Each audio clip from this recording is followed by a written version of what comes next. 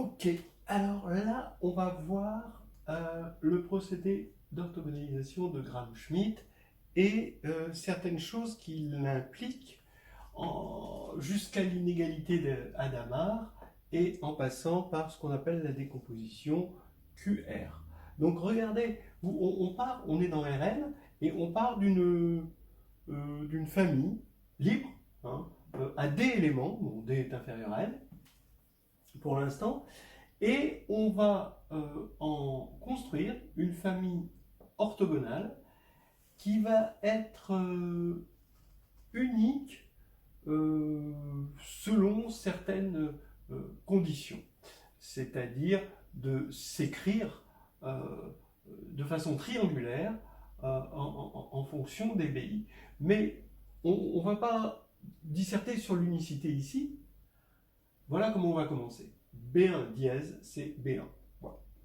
Maintenant, B2 dièse, tout ce que je veux, c'est que ce soit orthogonal à B1.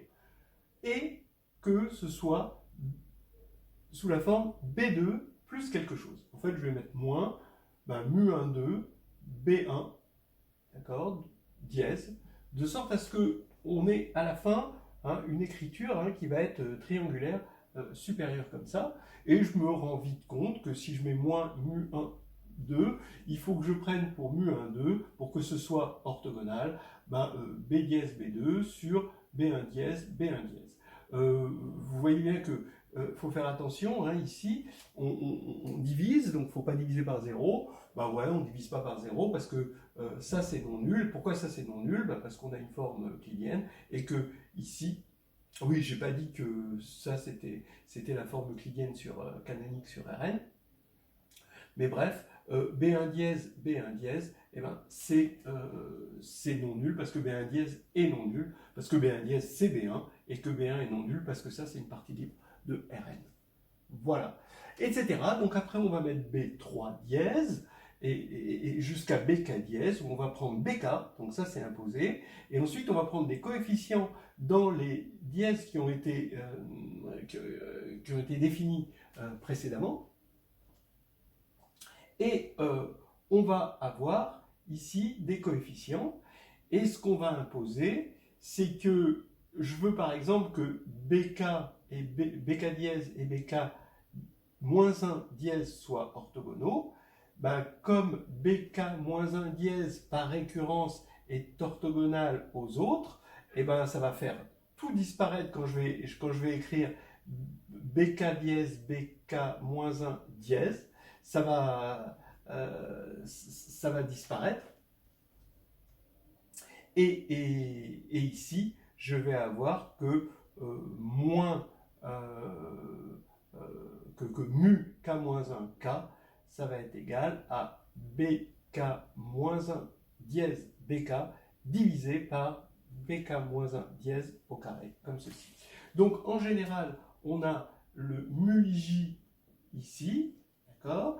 Il faut bien sûr vérifier que BJ dièse est non nul, puisqu'on divise, mais ça c'est parce que BJ dièse est non nul. Et pourquoi il est non nul?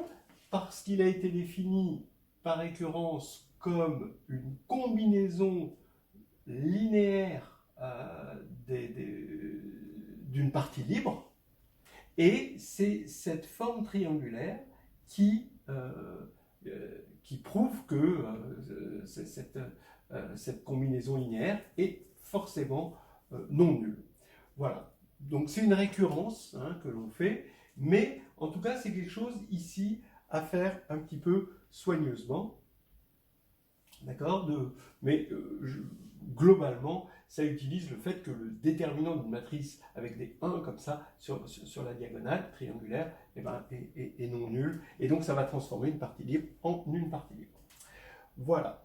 Et entre autres, puisque c'est des parties libres, les éléments qui la composent sont non nuls, donc sont de norme non nulle, et on peut diviser.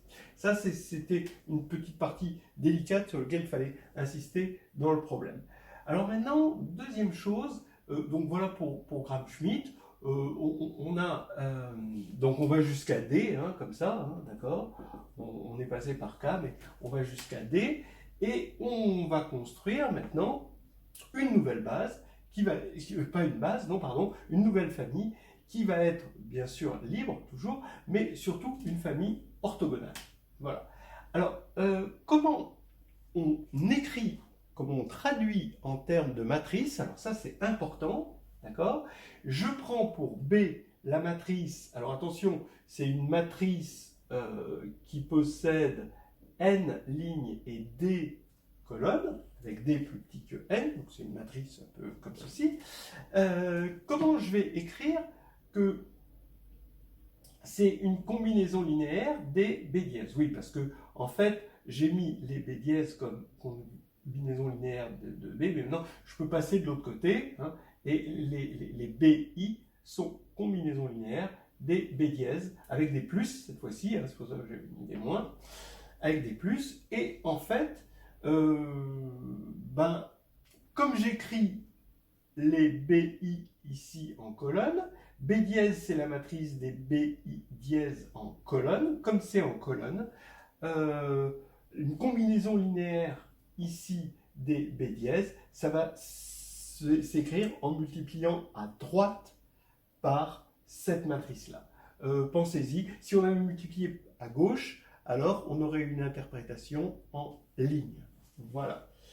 Donc, bon, ça, vérifiez-le si vous voulez, mais c'est bien de le savoir. Hein. Colonne, à partir du moment où c'est en colonne, hein, vous avez une multiplication à droite ici. Et vous pouvez interpréter ça, ou plutôt la partie où on a passé tous les moins de l'autre côté, comme B égale B dièse fois cette matrice que j'appelle U, qui est inversible de déterminant 1. Maintenant, je peux encore travailler sur la matrice B dièse. Ben oui, puisqu'ils sont tous non nuls, je peux les normaliser. D'accord? Et encore une fois, je vais avoir, maintenant, j'avais une famille orthogonale, maintenant Q, ça va être ma famille orthonormée. Attention, pas une base orthonormée, parce qu'il y en a D hein, dans un espace de dimension n, donc c'est une famille orthonormée, mais maintenant j'ai divisé, pour obtenir Q, j'ai divisé chaque élément par sa norme. Hein. C'est comme ça qu'on transforme une famille orthogonale en une famille orthonormée. Maintenant, ça s'écrit, si vous avez bien compris l'histoire des colonnes, là, hein, donc comme c'est en colonne, ça veut dire que je multiplie Q à droite par une matrice diagonale D pour obtenir B dièse. Voilà. Donc là, j'ai Q, non, ça non. Là j'ai Q, et ici j'ai D, ma matrice D diagonale, Q qui est, c'est une famille orthonormée, là c'est diagonale avec les normes, et là toujours ma matrice U. Donc j'appelle ça QR. J'ai décomposé B en Q, voilà, fois R, R c'est D fois U. Voilà. Maintenant, quand on va calculer B transposé B, eh ben, vous voyez bien que ça va donner une matrice carrée, à nouveau, hein, une matrice carrée de D par D. Ici, j'ai U transposé, d'accord? J'ai U transposé fois D transposé, Q transposé, hein, j'ai transposé ma matrice B, et maintenant je multiplie par ma matrice B, c'est-à-dire Q, DU. Mais Q transposé Q, ben ça va être ma matrice identité, d'accord, de D. D est diagonale, donc D transposé, c'est D. Donc ici, je vais avoir D au carré, et je vais avoir U transposé et U. Mais maintenant, si je veux prendre le déterminant de B transposé B, alors je vous rappelle que B transposé B est bien une matrice carrée, ça a un sens d'en prendre le déterminant, et ben ça va être bon, ça c'est le déterminant 1, ça le déterminant 1, j'utilise la multiplicativité du déterminant. Ici, je prends le déterminant de D2, donc ça va être le produit de I égale 1 à D des normes au carré de BI dièse. Voilà donc un résultat vite fait.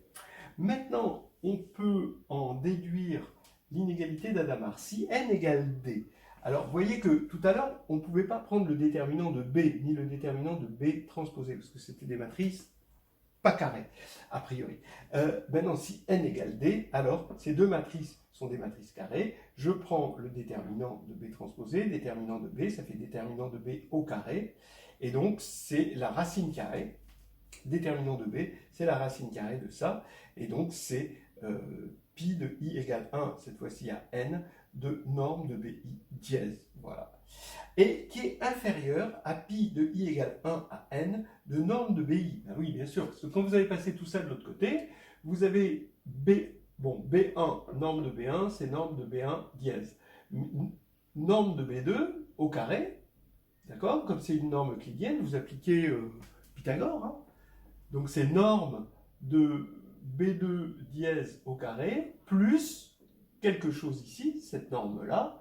Donc en fait, cette norme va être forcément supérieure à celle-là par le théorème de Pythagore. Donc on peut majorer par pi de i égale 1 à n de norme de BI par Pythagore. Hein. Donc ça va marcher pour les autres.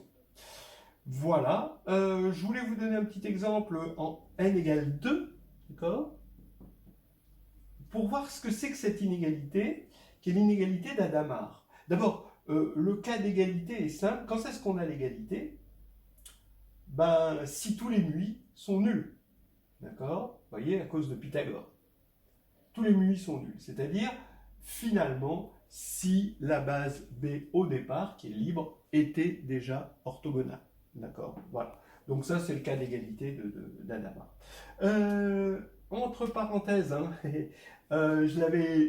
toutes ces histoires, je l'avais déjà racontées dans une vidéo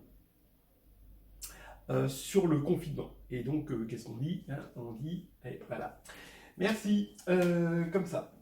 Alors, ici, le cas n égale 2, regardez, vous prenez A, B, C, D. Que dit Hadamard? Il dit que c'est plus petit que la norme de AB fois la norme de CD. Ben ouais. Pourquoi c'est vrai? Parce que là, on peut le faire différemment, hein, sans passer par Gram-Schmidt. AB, CD, c'est AD moins BC, comme tout le monde sait. Et ça, c'est le produit scalaire de AB et D moins C. C'est-à-dire C moins CD, le vecteur CD, mais hop, juste tourner. On prend son orthogonal. Son orthogonal, quoi? Ben là, c'est indirect. Oui, j'ai pris indirect. Voilà. Et ça, d'après Cauchy-Schwarz, c'est inférieur à la norme de AB fois la norme de D-C.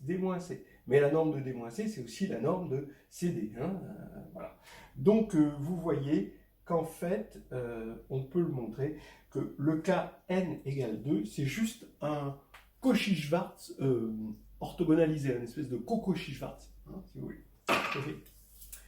Voilà.